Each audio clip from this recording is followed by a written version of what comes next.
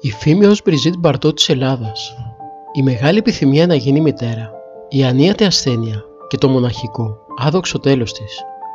Οι συστάσεις για όσους παρακολουθούσαν παλιό ελληνικό κινηματογράφο είναι περιττές, αφού πρόκειται για μια προσωπικότητα που άφησε τη δική της ιστορία. Η Γκιζέλα Ντάλι, Αδαμαντία Μαυροειδή, γεννήθηκε το 1937 στην Πλάκα και πρόκειται για την Ελληνίδα Μπριζίτ. Το τέλειο σώμα της αποτυπώθηκε πολλάκις από το φωτογραφικό φακό. Η καταγωγή της ήταν από τα Μέγαρα και γνώρισε πολλά προβλήματα στην οικογένειά της. Στο εκκλησάκι των Μεγάρων είχε κάνει και τάμα για να τεκνοποιήσει, αλλά δεν τα κατάφερε ποτέ. Παρότι σπούδασε από νωρίς χορό, εικαστικά και υποκριτική στις αντίστοιχες σχολές ανομερίτου, καλών τεχνών και εθνικού οδείου, ήταν τόσο όμορφη και καλοφτιαγμένη που από το 1960 άρχισε να εμφανίζεται σε ταινίες, αισθηματικές, κομεντί, κωμωδίες και μελό. Η Γκιζέλα Ντάλι υπήρξε σύντροφος του Άλκη Γιαννακά για μεγάλο διάστημα και όπως είχε δηλώσει, ήταν ο μεγαλύτερος έρωτας της ζωής μου. Ήταν ο ωραιότερος και ο πιο περιζήτητος άντρας και ήταν δικός μου. Ζήσαμε μια σχέση πάθους. Μαζί πρωταγωνίστησαν στην ταινία Ο Παρθένος. Τεμπούτο στο κινηματογράφο έκανε με την ταινία Ραντεβού στη Βενετία του σκηνοθέτη Ντίμη Δαδύρα, με τον οποίο και παντρεύτηκε. Από τότε έγινε ο μέντορας της και γύρισαν 7 ταινίες. Είναι χαρακτηριστικός ο ρόλος της στην ταινία Πολυτεχνίτης και Ερημοσπίτης του 1963. Εκεί, στο ξεκαρδιστικό σκέτς με το Θανάση Βέγκο, επίδοξο φωτογράφο, η Γκιζέλα Ντάλι ήταν οι στριπτιζές που τον αναστάτωσε ερωτικά, σε σημείο που έπεσε λιπόθυμος όταν εμφανίστηκε με μπικίνι. Ο Ντίμης Δαδύρας και η άλλη κινηματογραφική παραγωγή εκμεταλλεύτηκαν την όψη μου. Η κόψη μου ήταν η βλάχα από τα Μέγαρα, στουρνάρι στο κεφάλι.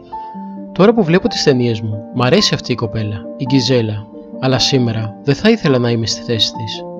Η Γκιζέλα Ντάλι έπεσε θύμα της εξωτερικής της εμφάνισης, με αποτέλεσμα να έχει πάντα ρόλους κομπάρσου ή μικρές συμμετοχές σε ταινίες. Εκείνο που όμως έχει ιδιαίτερο ενδιαφέρον είναι η συνέχεια της ζωής της. Αρνήθηκε να εγκλωβιστεί στο παρελθόν της και έζησε εντελώς με άλλο τρόπο μετά το χωρισμό της με τον Ντίμη Δαδύρα. Το 1976 τα αφήνει όλα πίσω της και πηγαίνει να ζήσει στο χωριό Λιώνας, τόπος της μητέρας της στην Άξο. 150 σπίτια ο Λιώνας, με ανθρώπινη ζωή μονάχα το καλοκαίρι. Τους χειμώνες ξεχνούσε τη γλώσσα της επικοινωνίας, αλλά δεν την ένοιαζε. «Περιμένω το καλοκαίρι να έρθουν οι οικογένειες, να έρθουν και τα παιδιά που είναι σαν εγγόνια μου», έλεγε. Γερή και ανθεκτική σαν κρυάρι, με πουλωμένες πια πληγές, αναμετριέται με το είδωλό της στον καθρέφτη, ετών 58 και ούτε που τρομάζει. Η κυρία που έσπαγε τα ταμεία ήταν πλέον κυρία του εαυτού της.